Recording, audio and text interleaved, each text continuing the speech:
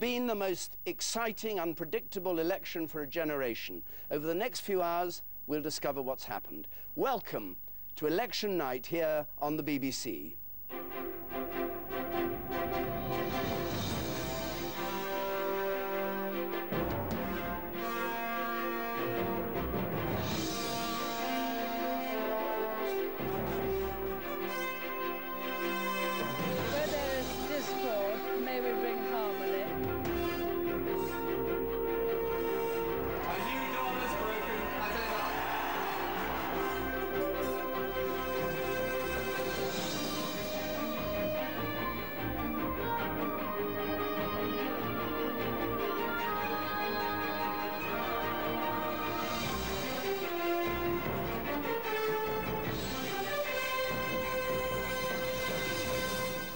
Good evening, and what an extraordinary campaign it's been.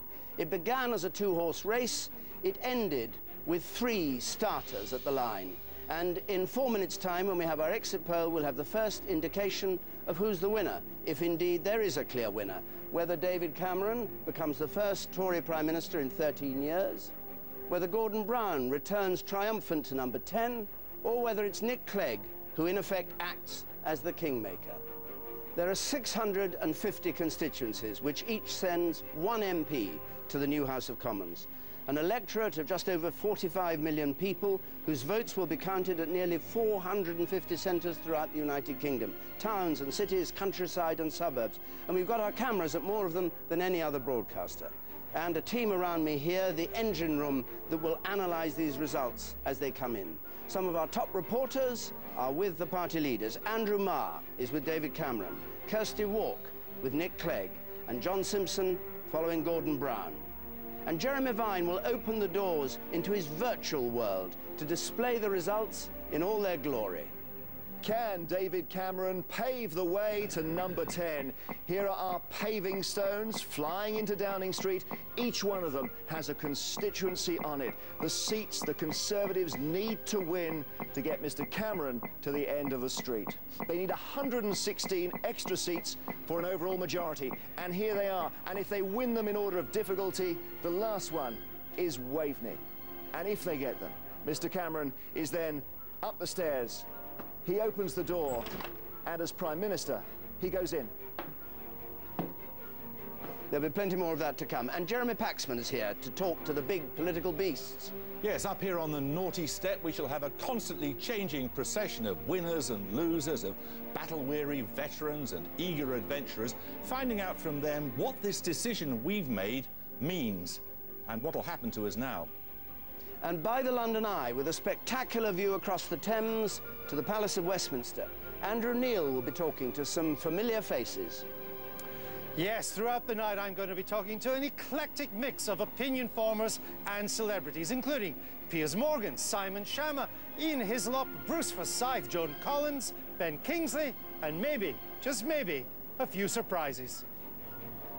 Fiona Bruce will be keeping us up to date, hour by hour, with what's happened, and the BBC's political editor Nick Robinson with sharp comment on the future of British politics. Politicians on all sides are expecting a result that makes history. Either the first Tories to eject Labour from government in 3 decades, or a stunning political comeback for Labour, or an uncertain result which could lead to days of haggling, a deal, even a coalition.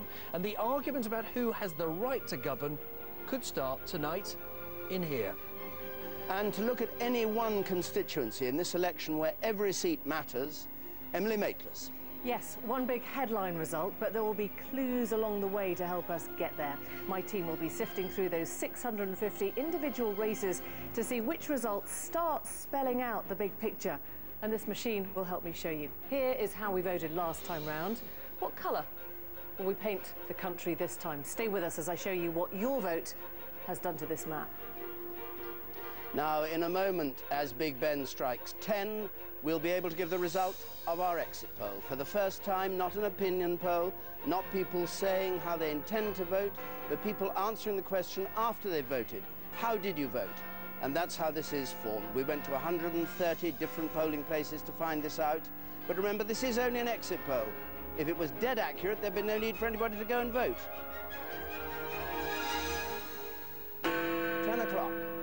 And this is what we're saying. It's going to be a hung parliament with the Conservatives as the largest party. And the figures, the Conservatives on 307, short by 19 of the 326 they'd need for an overall majority. Labour on 255, the Liberal Democrats on 59, and others on 29. And if that's right, the Liberal Democrats, despite all that noise and fury, have actually dropped 3 seats, which could be one reason why you need to be a bit sceptical about this exit poll. To make it up, NOP and Mori spoke to 18,000 people in 130 polling stations in England, Scotland and Wales, and they did it for the BBC, for ITV News and for Sky. All these polls, of course, have a small margin of error, which could be significant in a tight election like this. In fact, we're almost on the cusp of knowing what actually has happened. 3 main Westminster parties so close in the opinion polls right through, and possibly so close tonight. And there could be different voting patterns around the country. Of course, the exit poll, again, tries to take account of that, but it may not necessarily have got it right. Different people voting in different ways throughout the UK. Everybody agrees this has been a very complicated election. There's the exit poll. It's just a start. Everything to play for. When the first results coming in, it could be a different picture from the one we're showing here. Nick. Well, drama, excitement, uncertainty is guaranteed by that exit poll, David, because the Tory party there just short of what they need for an overall majority in the House of Commons. Now, if the poll is wrong slightly, they may find that they can indeed hold power. Even with those numbers, they would probably govern successfully as a minority government.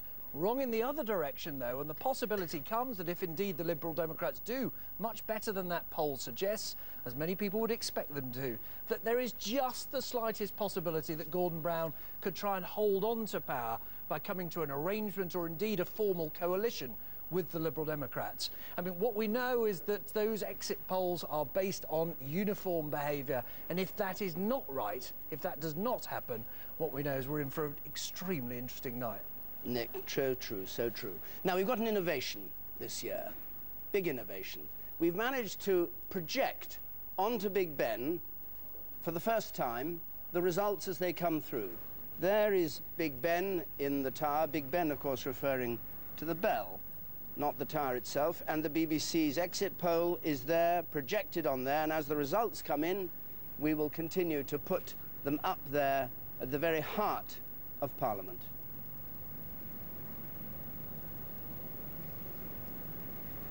And they have to reach that 326 for a majority, which of course they haven't at this stage under the exit poll rules. The Tories on 307, Labour on 255, the Liberal Democrats on 59, others on 29.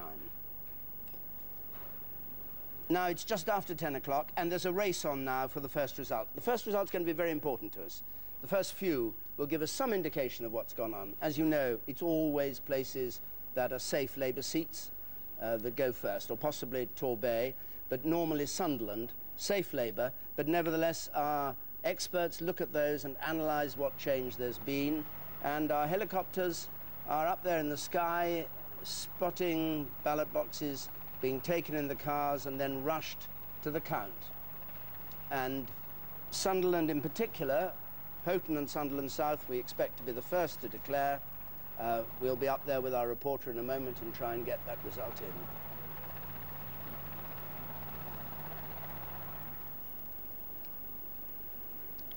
Now we're joined by Michael Gove for the Tories and Harriet Harman for Labour.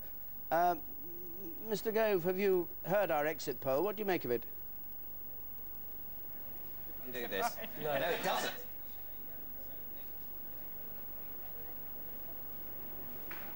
Harriet Harman, I'll come back to you, Michael Gove, in a moment. I think your microphone may not be working.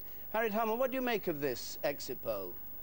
Well, as I left my constituency a few minutes ago, people were still queuing at the polling station, and I think up and down the country, people are just finished closing the polling stations, and every vote will need to be counted, every constituency will need to be declared.